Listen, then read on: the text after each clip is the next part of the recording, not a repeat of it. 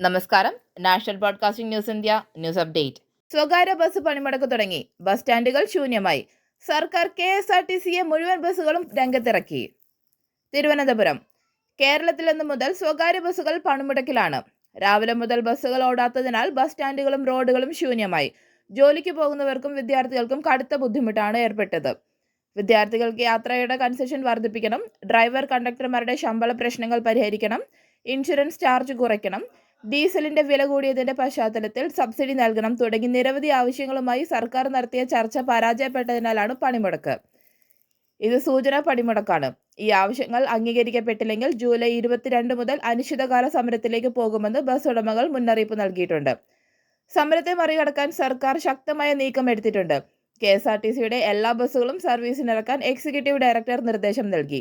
ആശുപത്രികൾ, എയർപോർട്ടുകൾ, റെയിൽവേ സ്റ്റേഷനുകൾ തുടങ്ങിയ പ്രധാന കേന്ദ്രങ്ങളിലേക്കും ആവശ്യാനുസരണം അധിക സർവീസുകൾ ഒരുക്കാൻ ഉത്തരവായി.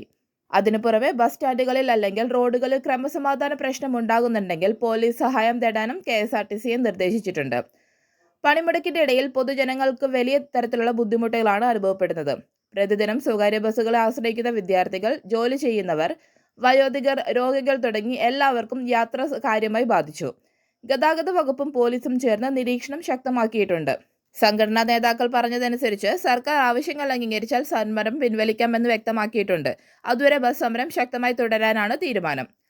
കൂടുതൽ അപ്ഡേറ്റ്സുകൾക്കായി കാത്തിരിക്കുക. National broadcasting news India.